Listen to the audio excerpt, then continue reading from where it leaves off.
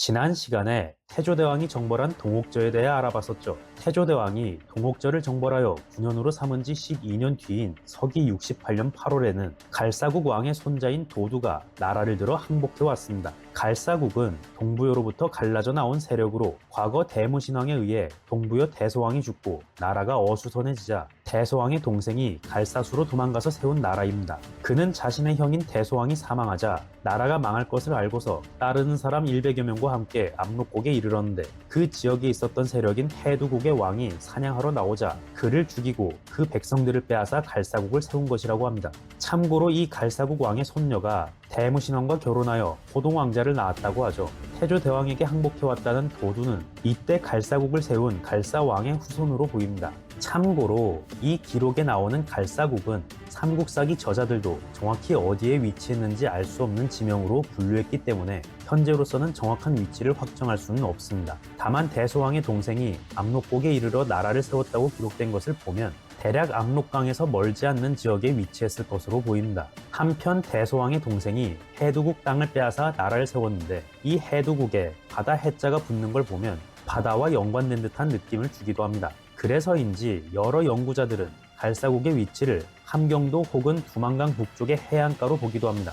특히 단재 신채호 선생님은 옛 우리말 발음을 활용하여 갈사국의 위치를 비정한 바 있습니다. 신채호 선생님의 주장에 따르면 지금의 함경도, 길림 동북부, 연해주 일대의 산림지대를 옛 우리말로 가시라라고 불렀는데, 이것을 한자로 표기한 것이 갈사나라고 합니다. 갈사라는 지명 자체가 산림지대를 의미하는 단어라는 것이죠. 한편 신채호 선생님은 이 지역에 거주하던 예족들을 퉁구스계 수련민들의 조상이라고 보았는데, 그들의 후손인 만주족 말로 숲을 와지라고 한다는 것에 주목하여 옛 우리말의 가시라가 이 지역 거주민인 예족들의 말로 와지였을 것으로 추정했습니다. 그리고 이 와지를 한자로 표기한 것이 옥저라고 보았죠. 즉 갈사란 함경도, 길림 동북부, 연해주 일대의 울창한 산림지대를 가리키는 표현이며, 갈사와 옥저는 같은 지명이라는 것입니다. 참고로 고려시대의 윤관이 여진족을 정벌하여 일부 영토를 빼앗은 뒤 그 땅에 동북구성을 쌓았었는데, 이 동북구성을 쌓은 지역의 이름이 갈라전입니다. 동북구성의 위치에 대해서는 함흥설, 길주설, 두만강 이북설이 존재하는데, 마침 신채호 선생님이 주장한 갈사 지역과 비슷한 지역인데다 발음도 유사하니 뭔가 연관성이 있지 않을까 싶기도 합니다. 다만 이러한 지명의 유사성을 활용한 방식의 연구는 얼마든지 다른 식으로도 해석될 여지가 있으므로 좀 더 다양한 자료들과 함께 검토해야 한다고 생각합니다. 한편 신채호 선생님은 이 갈사 지역을 남북으로 나누어 두만강 이북을 북갈사 즉 북옥저, 함경도를 남갈사 즉 남옥저로 보았는데, 금화왕의 동부여가 위치한 곳을 북갈사, 동부여로부터 갈라져 나온 갈사국이 세워진 곳을 남갈사로 보았습니다. 이러한 견해는 후대의 학자들에게도 영감을 준 것인지 이후에도 동부여와 갈사국을 옥저 지역으로 보는 견해들이 있었습니다. 지난번 동명성왕 4부 영상에서도 동부여가 후대에 북옥저 땅에 세워진 망명정부였다는 학설을 소개한 적이 있었죠. 그러나 지금까지 살펴본 삼국사기 기록대로라면 당시 동부여와 옥저는 분명히 구분되는 세력으로 나오며, 동부여는 기원전 1세기부터 서기 5세기경까지 계속 존재했던 것에 반해 옥저는 일찍부터 고구려에 복속된 세력이었기 때문에 동일한 세력으로 보기는 어렵습니다. 그리고 동부여가 북옥저 땅에 세워진 망명정부였다는 견해 역시 저번 영상에서 설명했다시피 직접적인 근거가 부족하고 정황상으로도 성립할 수 없습니다.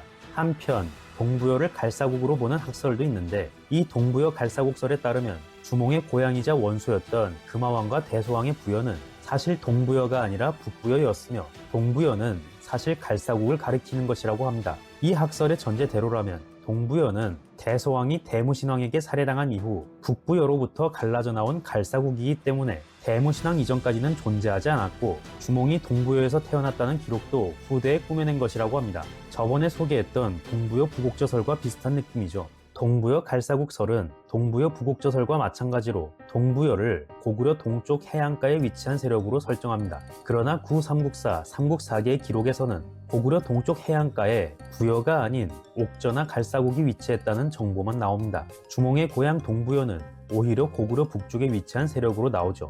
그래서 이 두 학설은 동부여가 고구려 동쪽의 해안가에 위치한 세력이었다는 전제를 맞추기 위해 동부여를 옥저나 칼사국이랑 같은 지역으로 만들고 이를 해명하기 위해 구삼국사, 삼국사기 기록을 후대에 꾸며낸 것이라고 주장합니다. 가설에 사료를 잘라서 끼워 맞추는 방식이죠. 그러나 제가 저번 동명성황 4부 영상에서 설명했다시피 동부여를 후대에 갑자기 생겨난 세력이라고 볼 근거가 부족하며 구삼국사, 삼국사기에 나오는 동부여에 대한 인식은 오히려 당시 고구려 사람들의 인식이 잘 반영된 것이므로 후대에 꾸며냈다고 보는 것은 위험합니다.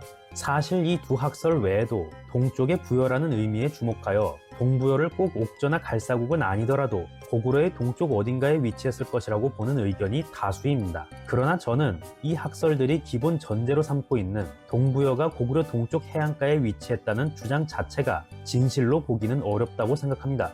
우선 동부여에 대한 제 생각부터 말씀드리자면 저는 동부여가 고구려 동쪽 해안가에 위치한 세력이 아니었다고 생각하며 고구려 북쪽, 즉 송화강 유역에 위치한 세력이었다고 생각합니다. 구삼국사, 삼국사기의 기록에서 동부여는 분명히 고구려의 북쪽에 위치한 세력으로 묘사됩니다. 그래서 주몽이 동부여를 탈출할 때도 남하하였다고 표현한 것이고 대무신앙이 동부여를 치러 갈 때도 국골로 표현된 것입니다. 게다가 삼국사기 기록의 동부여는 여러 대에 걸쳐 고구려와 대립을 이어갔다는 점에서 중국 기록에 등장하는 고구려 북쪽에 위치했다는 부여를 연상시킵니다. 그러므로 저는 학계 다수의 의견과 달리 주몽의 고향 동부여가 고구려 북쪽 송화강 유역에 위치한 부여였다고 생각합니다.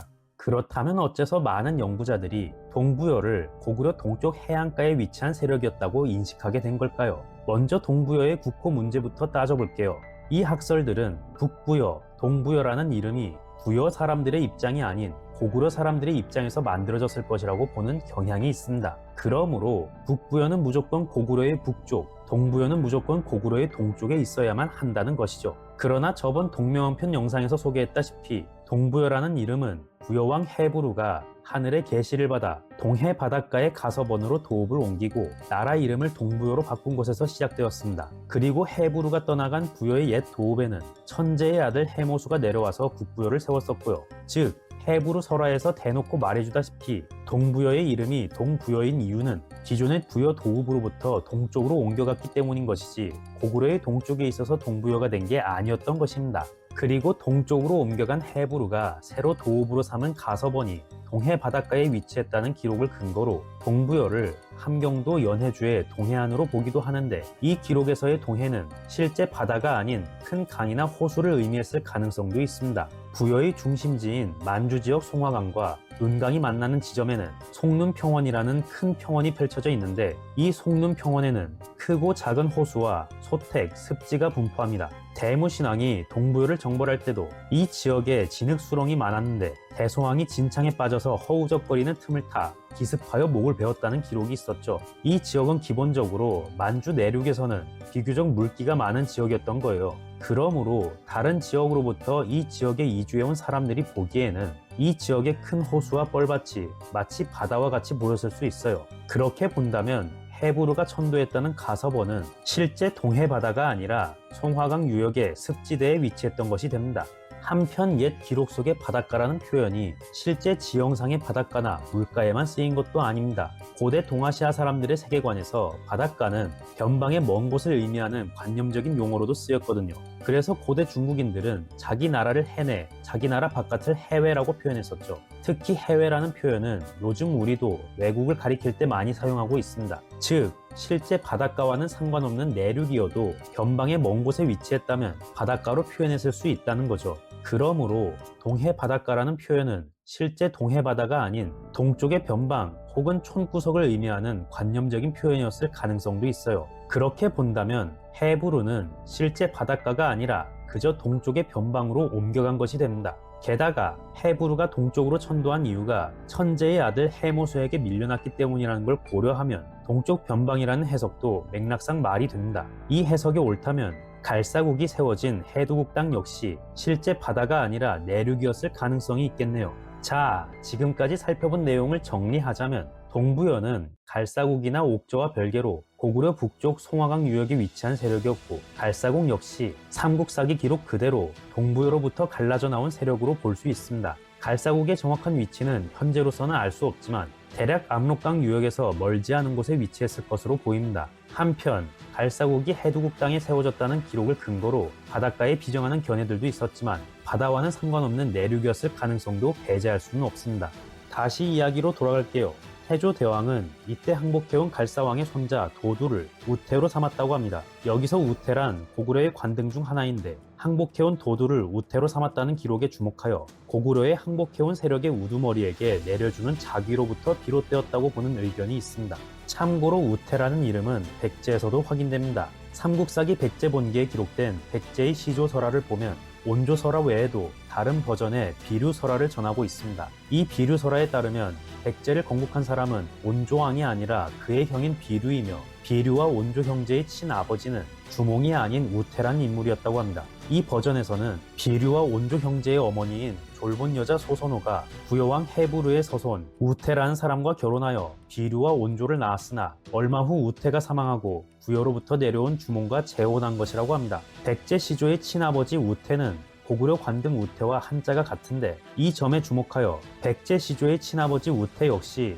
고구려의 우태와 마찬가지로 사람의 이름이 아니라 관등 혹은 특정 집단의 우두머리를 의미하는 것이라고 보는 의견이 있습니다. 삼국사기 백제본기에서는 그 외에도 또 다른 버전으로 구태설화를 소개하는데 이 버전에서는 부여 동명왕의 후손 중에 구태라는 인물이 백제를 세웠다고 전합니다. 우태와 구태는 이름이 비슷하고 둘 다 부여 왕족인데다 백제 왕실의 조상으로 여겨졌다는 점에서 같은 사람일 가능성이 큽니다. 참고로 부여의 왕들 중에도 구태, 미구태 등 이름 뒤에 태자가 붙는 사람들이 확인됩니다.